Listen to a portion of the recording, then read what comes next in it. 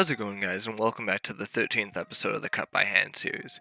Before I start this episode, I've got two quick announcements to make. Firstly, I want to give a big thanks to you guys, the viewers, for your content suggestions. Lots of you guys have been leaving helpful comments on how I can improve the trail, or even my own ride-in, which I really appreciate, so thank you guys. The second and more exciting news is that I found a group of trail builders in the area that want to collaborate. Basically, I'll be spending half the day on their trail in exchange for them putting in half a day on my trail. However, this will not change the content that's being uploaded here, and I'll still only be recording on my trail for now. They have their own dream and an awesome spot to build, so I don't want to ruin that by posting their trail to YouTube. Although, we've already met up quite a few times for rides and builds, so hopefully I can feature them here sometime. With that out of the way now, we can get on with this video. I came out today to level the ground around the berm jump. That way I can start building the landing. I'm honestly not sure what to call this feature, so if you guys have a better name, leave it down in the comment section. Anyways, the ground around here is not even close to level, with lots of roots, debris, loam, and random holes in the ground. To prepare for the landing, I decided to make a makeshift retaining wall out of logs. This will hold the dirt on your left side after you come off the jump. I also placed some rocks at the very bottom to minimize the amount of dirt loss from runoff.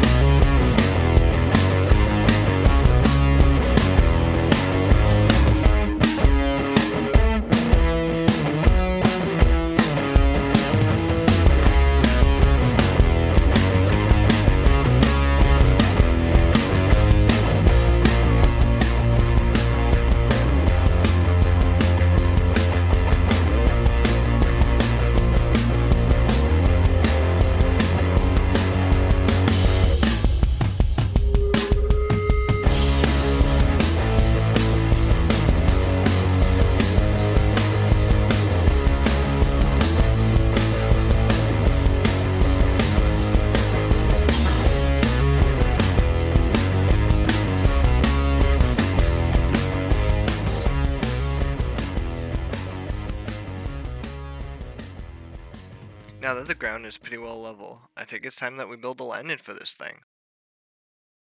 In order to do this though, we first need to build a cage for the dirt. So, Dan and I went out on a journey to find the two biggest logs we could move. And that we did.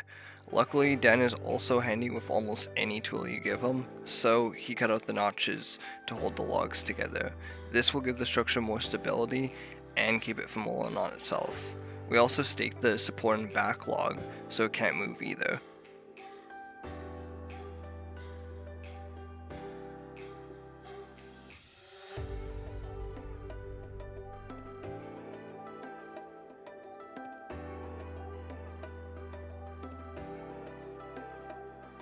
At this point, the notch is only cut to about half the depth we need.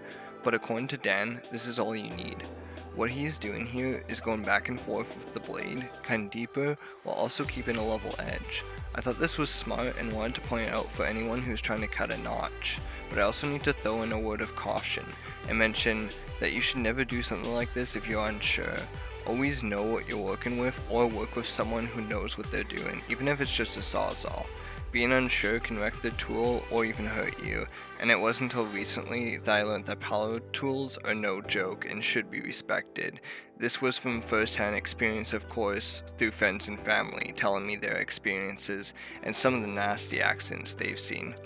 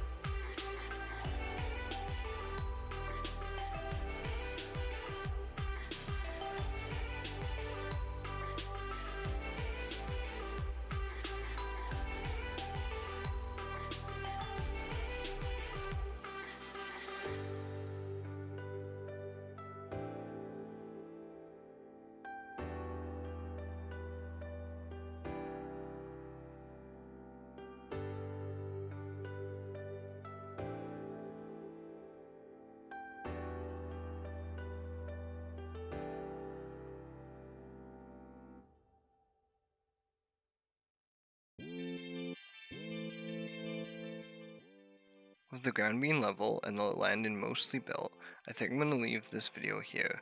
Stay tuned for the next video as I send the landing for the first time. Till next time, peace.